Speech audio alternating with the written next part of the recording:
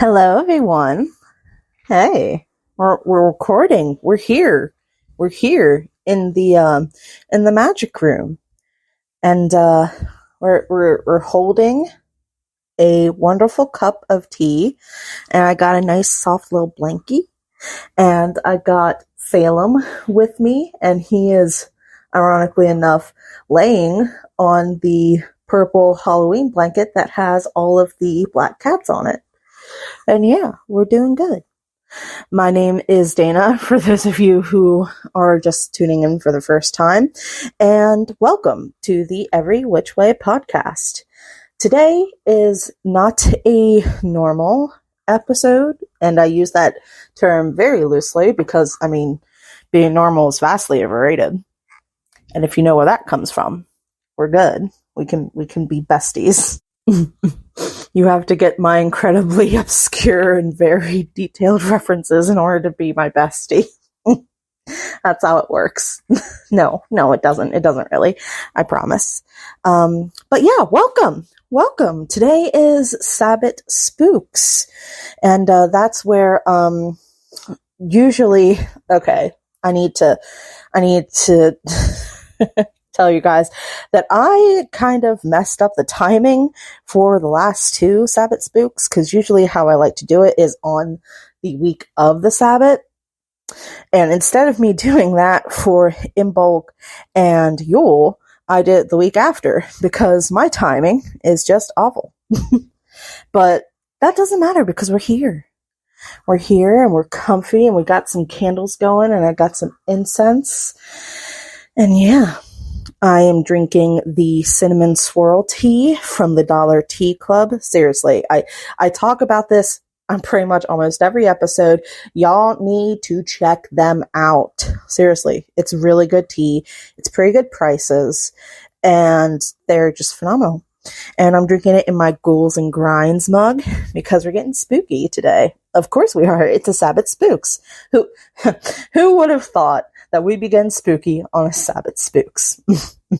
So how are you guys doing since last we met up in an episode? What are you drinking? Are you having some water, which is good for you? Or are you drinking coffee or tea? Or are you drinking milk? Everyone likes a good milk. Who doesn't like a good milk? I know I like a good milk. I mean, not plain milk, unless it's got honey in it, because I'm a freaking weirdo. And I like strawberry and chocolate milk, though I can't have too much chocolate because I'm allergic to it. I mean, that doesn't stop me because it's chocolate. I'm still going to eat it. And yeah, or do you have a nice adult beverage with you? Maybe a shot, maybe a beer, maybe a martini, or maybe just like a wine cooler. Any and all drinks are acceptable, you know? My week has been pretty good. No major issues. Just a little nippy here in South Central PA. And aside from that, I have really nothing to add. My week, like I said, went fine. Work was good. Partner's good. Kitty cats are good. I did finish reading a book, though, and I started a new one. And once I'm done with that one, I think I'm going to talk about it on the pod. So look forward to that. But that's going to be some time because I'm a slow reader. I mean, I didn't used to be, but these days I kind of am. And that's okay. That's okay. My thing is, I had one of my goals for this year was to read a minimum of 3 books, and I've already read 2. Granted, one of them was a volume 1 of a manga, but still, I still count it because it is technically a book. Technically, it is, so I count it. But yeah, I'm well on my way, and I think I'll surpass that goal, and I'm actually really excited. I really am. But tell me how you guys are doing, please. I would love to know. Before we get into the spooky part. Yeah. So just, shoot me a message or go on to my Instagram that I ignore or my Facebook page that I also ignore. I'm so bad at interacting on social media. I really am. I should get better at that. Okay, so anyway, what am I talking about today on this very special, very spooky episode of Sabbat Spooks? Well, so far, with I think one exception, I've kind of stuck to the States, and this one I wanted to go across the pond, as they say. Yes. Love tea. And I'm going to be talking about the Black Shuck from Great Britain. So for whoever may be listening from England or the UK, if I get pronunciations wrong, or if I just sound like a complete and total horse's ass, I'm really sorry. I did try my best. But yeah, that's what I'm talking about. So let's just get right into it. All right. Black Shuck, also known as Old Shuck, Old Shock, or just Shuck. There are a couple other names, but these are the ones that I found the most common.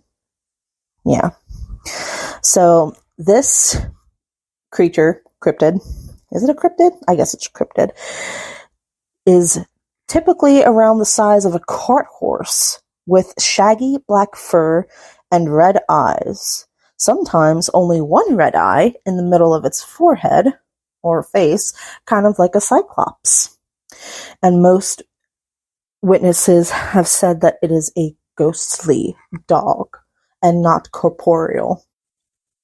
The first recorded sighting was in the town of Peterborough in 1127, which, funnily enough, coincided with the arrival of Abbot Henry of Poitou. Poitou? Poison. Poitou. I don't fucking know. Again, I'm sorry if I'm not pronouncing these right. But, this sighting happened on a Sunday, and what witnesses claim to have witnessed, obviously, is a large group of huntsmen that were riding on black, huge, and terrifying, and rode on the back of black horses and he-goats. They could be heard in the woods nearby the church, and their hounds were jet black with eyes like saucers and horrible. Seen in the woods ranging from Peterborough and Stamford, monks could hear their horns all in the night. And it's said that this sighting was actually one of the wild hunt. But we're focusing on the Black Shuck, not the wild hunt. And while Black Shuck isn't, I guess, the main focus of that sighting, I wanted to include that because I thought that it was an interesting, the hounds that were with that had some resemblance to Black Shuck. The word Shuck is believed to stem from the Old English word suka, meaning devil or fiend, or ska, to terrify. Black Shuck primarily roams the East Anglia area of East England, which is comprised of the Norfolk and Suffolk counties, but sometimes also includes Cambridgeshire and Essex. It prefers dark forests, graveyards, bodies of water, and side roads. There have been occasional reports of Black Shuck floating on the mist, sometimes headless, which I thought was very interesting, and varying in size, often emitting flame from its neck when it's headless. And sometimes has yellow eyes instead of the common red. It has been reported as part donkey and part dog with 2 heads, or being made of sea fog. So a nice variety of things there, and that's already pretty darn creepy. At least to me anyway. Most tales and sightings describe Black Shuck as an omen or harbinger of death, although on occasion Black Shuck's been described as friendly and helpful to lost travelers by some, though this is rare. So mostly it's considered an omen of bad fortune and death. And the reason why I wanted to cover Black Shuck, aside from wanting to do something from another country, is because I think it's a little creepy and scary for something like a dog or a hound, something familiar that we relate to with being friendly and dependent and protective, as being something that can harm or bring about harm. And I think that's really scary and unsettling. There was a sighting in 1577 of a huge dog appearing in a clap of thunder bursting through the Blytheburg church doors. As a result, this caused the steeple to collapse, which crushed a man and a boy. And of course, they both died. That same night, it was spotted outside a church in Bungay. 2 congregation members died from broken necks after it ran between them. After it left the church in Blytheburg, scorch marks were all it left behind. The Blytheburg account was published in a pamphlet titled A Strange and Terrible Wonder by Abraham Fleming. Another very notable sighting appeared in the 17th century near Blickling Hall in Norfolk. Sir Henry, I can pronounce my awas. A Sir Henry Hobart owned Blickling Hall, and he was a knight, a politician, and kind of a dick and a bad neighbor, not gonna lie. He was killed in a duel with a neighbor after a political dispute.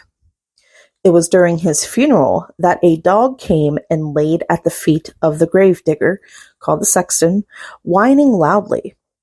Later on that day, and this is creepy, Henry's body was found torn from the ground and his lead coffin and strewn out on the grass. His family, of course, buried him in the nearby woods on the grounds. This happened on the grounds of the estate of Blickling Hall. But the ground kind of just spat him out again and didn't want him, which I kind of thought was a little funny. I mean, sad because this guy's rest is being disturbed, but also, I mean, if you were a dick, you kind of deserved it. The third and final time, Henry's body was weighed down by stones and lowered into the lake on the estate or somewhere nearby. I couldn't really get an exact location, and it didn't occur to me until right now as I'm recording that I could have just looked it up in a map. But hey, this is why I don't get paid to do this. It's just a fun hobby. Goodness. Anyway, back to the sighting.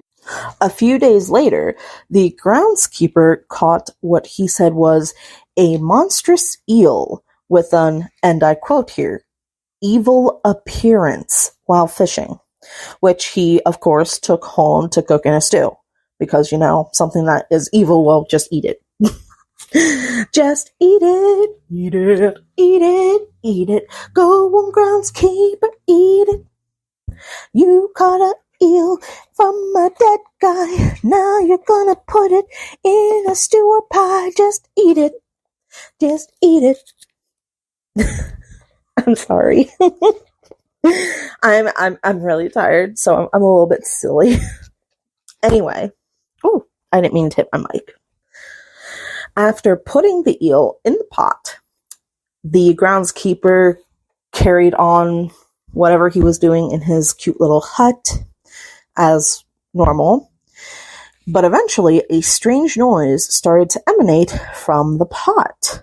And upon investigating, the groundskeeper saw that the eel was thrashing about before disappearing in an explosion of steam. In its place, but not in the actual pot, was a huge dog with Henry Hobart's eyes.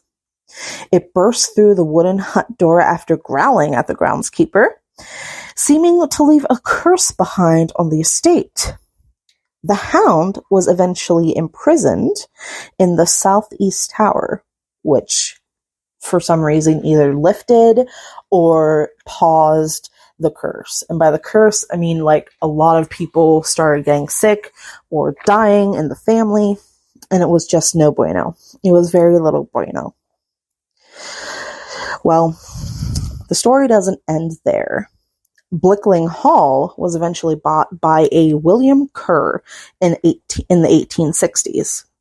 During this time, his sister happened to see a large black dog charge through the drawing room before disappearing behind a tapestry.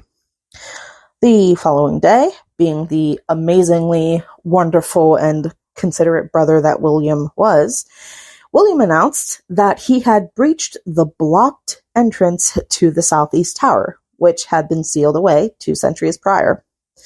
The dog has been sighted on the grounds ever since. Now that's mostly the legend, but from what I managed to uncover in my research, Henry Hobart's body is actually in the family vault on the estate. If you're from England or the UK, I don't know which one you prefer. England, UK, Great Britain, please tell me. I don't want to offend you or anything like that. Could you verify that or something? Because I'm not going to lie, I completely forgot to research that too, because my brain be little. Anyway, moving on. In the early Middle Ages, in what's now modern-day Southery, but what was an island in the Fens, which is like a little marshy wetland portion, monks arrived to build the first Christian church. And of course, the locals didn't take kindly to that. And, as you do, they started killing the monks. They're like, hey man, stop this. Don't want this church. Go die. Well, the monks did not like that. So armed soldiers were sent to slaughter the locals, as you do. But the soldiers ended up dying because the locals knew the lay of the land and were able to utilize that to their advantage, which I love that. Because, I don't be a dick and go into someone else's home and do shit like that, The Baron of Northwold, who kind of, I guess, ruled over, or had the fen portion of that area in his lands, or whatever, sent in wolfhounds, since the soldiers and monks weren't cutting it. But the wolfhounds started consuming the bodies of the deceased monks and soldiers before they turned on the remaining live people. The monks fled, and so did the fensmen, who moved deeper into the wetlands, leaving the wolfhounds to turn on each other. Eventually, only one remained. The remaining hound began to starve until she, and every source that I read on this particular sighting has called her she, was taken in by a fensman, who taught her to hunt the Baron's deer. Eventually, the monks returned to the fens, and the wolfhound would growl at them but remain friendly towards the locals. Eventually, she disappeared for a week before showing up mysteriously pregnant. And the reason why it was so mysterious is because there were no wild wolves anywhere in that part of England. That caused the monks to believe that she was pregnant with the devil's child. Only one pup was born, and it was a mix of hound and wolf.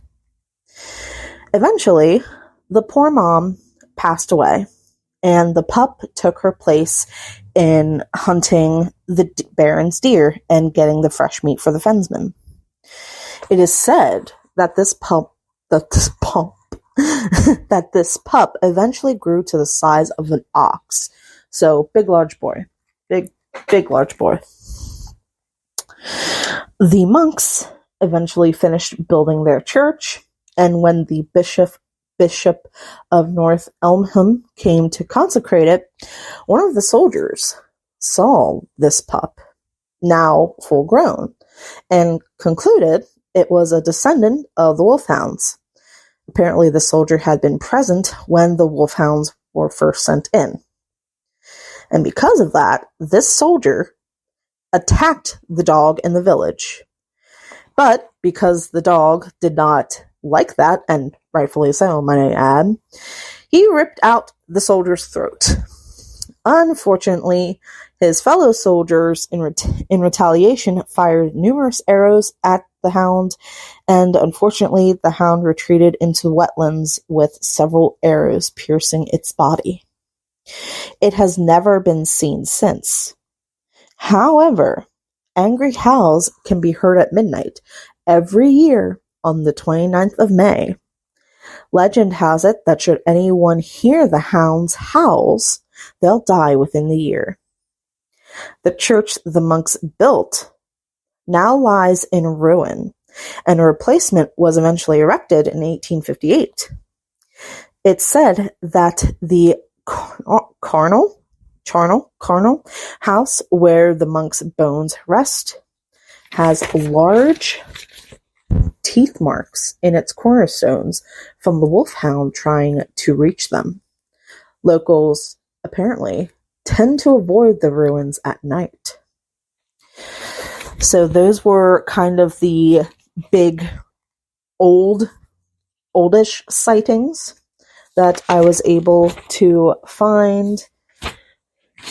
But old Shuck is not a relic of the past. Oh, no. Old Shuck is still around. It was apparently sighted in... Sorry, not sighted. Howls of a hound were heard by fishermen in Sheringham in the 1920s and 30s during stormy nights. There was a sighting in 1970 in Great Yarmouth and one in Westbeck in 1980. Today, Bungay hosts an annual Black Shuck festival, and there are even a few songs about Black Shuck, which I did not know. Did you? Because I didn't know. Black Shuck has appeared in a couple films, one being Annabelle Comes Home, the 2020 stop-motion horror film Curse of the Black Shuck, and even appears as a mini-boss in the 2020 video game Assassin's Creed Valhalla. In addition to all of that, The Burning Black Legend of Black Shuck is a graphic novel that was published in June 2019 and has Black Shuck as the primary antagonist. But what exactly is Black Shuck? Is it a phantom? Is it indeed a harbinger of death, an omen of ill tidings? I don't know. I don't know if it is or not. But that's all I have for you today. This isn't a long episode, but it's not too short. I think it's just right in the middle. I hope I scared you a little bit. I know that I was a little perturbed researching some of those sightings and stuff like that. But now that we've covered the subject matter, my brain was just like, how to word, Dana, don't know. It's time for a reading. I haven't done one in a while, So I'm doing one today. Today I am using the Wild Woman Rising Oracle deck by Angie Sullins with artwork by Jenna Della Grottaglia. See, it's not just places in foreign lands that I can't pronounce. It's also names. But let's do another quick shuffle here. Alrighty. Another one. There we go. Okay, let's see what this coming week has for us. Ooh, number 20, Rise Again. I love the artwork in this Oracle deck period, but this one is especially wonderful because it's a woman and she's got blue scarabs around her and she has blue flowers in her hair and she is just absolutely wonderful. I freaking love it. But let's see. Rise again. Rise, sister, and rise again. Do not let your past, your limitations, or your fear keep you from rising again and again. Like the ancient beetle so sacred to the Egyptians, you will crawl and scratch your way through the dirt. But you will also rise and fly. Let go of what no longer serves you. Release the thoughts and habits that keep you from your inner lightness. For when we resurrect our hopes and align them with a new vision of ourselves and the world, Wild Woman rises. So there you go. I don't know who needed to hear that, but I hope that it brought you some comfort or a little bit of guidance, maybe even some relief. Before I go, I don't like really doing this, but it is important. If you guys could just share this podcast around, rate it, leave a review, that would help me out tremendously, especially with the algorithms. Also, this podcast is not just on Spotify, but it's also on Apple Podcasts, and it's up on YouTube. Yes, that's right. It is up on YouTube under the Witch of the Gathering YouTube channel, which is mine, of course. And yeah, I would greatly appreciate it if you guys would take the time to rate, review, and share this. It would mean the world to me. And before I go, I want to thank you for listening to this episode of Sabbat Spooks. Ooh, I hope I scared you a little bit today. You all have a magically marvelous Monday. Make sure you drink plenty of water and be kind to yourself. That's very important. Don't just make good choices. Of course, do that, but also be kind to yourself because you deserve it. You are worthy of being treated with kindness. And I hope that you do that with yourself. I love you all very much, and I will see you in the next episode, even though this is not a visual format yet. Bye, guys.